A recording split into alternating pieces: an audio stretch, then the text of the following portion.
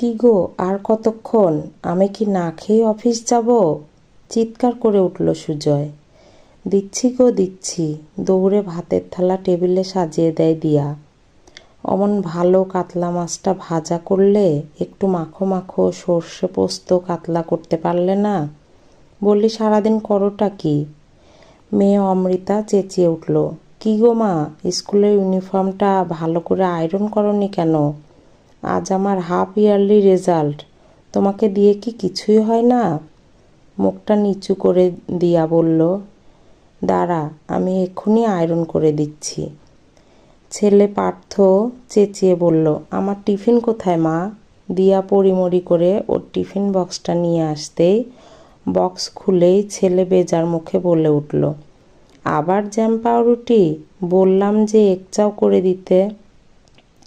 তানিয়ার মা চাকরি করে, তাও প্রতিদিন নতুন নতুন টিফিন করে দেয়। আর তুমি তো সারাদিন বাড়িতেই থাকো, তাও টিফিনে এক চাও করতে পারো না? সারাদিন করোটা কি শুনি? বেরোনোর সময় সুজয় বলে গেল, এবার সারাদিন এসিতে বসে নিশ্চিন্তে ফেসবুক করো, ওটাই তো তোমার কাজ। এসি চালিয়ে বাড়িতে বসে আরাম করে টিভি দেখা, বন্ধুদের সঙ্গে পিএনপিসি করা। রোজ তো আর ব্যাগ ঝুলে অফিস যেতে হয় না। সারাদিন কোনো কাজ নেই, তাও বরের পছন্দ মতো খাবারটুকু বানিয়ে দিতে পারো না। সুজয় বেরিয়ে যেতেই শ্বশুর চিৎকার করে বললেন, বৌমা, চাটা কি আজ পাবো? নাকি এবার বেলার চাটা তো খেতে পাড়ার দোকানে যেতে হবে? না না বাবা, তা কেন, আমি এক্ষুনি আসছি।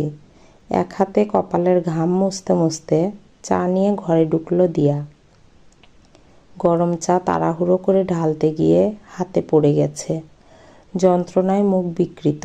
শ্বশুর চেয়েও দেখলেন না, উল্টে বিরক্ত মুখে বললেন, চাটা দিতেও এত দেরি করো বৌমা? সারাদিন যে কি করো ভেবেই পাই না। বৌমা, বাতের ব্যথার তেলটা কি মালিশ করে দিবে, নাকি আমাকে নিজেকেই করতে হবে? শাশুড়ির গলা উচ্চগ্রামে। এক্ষুনি যাচ্ছি মা। শ্বশুরের এঁটো কাপ তুলে শাশুড়ির ঘরে দৌড়ল দিয়া। শাশুড়ি টিভিতে সিরিয়াল দেখতে ব্যস্ত। ওর পোড়া হাতে মলম লাগানোর কথা ভুলে গিয়ে শাশুড়ির পায়ের কাছে বসে তেল মালিশ করতে লাগলো। সবার খাওয়া দাওয়া শেষ। দিয়া বেসিনে বাসন মাজতে ব্যস্ত। কলিং বেল বেজে উঠল। পার্থ বাড়ি ফিরল। ছেলে স্কুল থেকে ফিরে খাবে ভেবে দিয়া কাজের ফাঁকে এক চাও বানিয়ে রেখেছিল।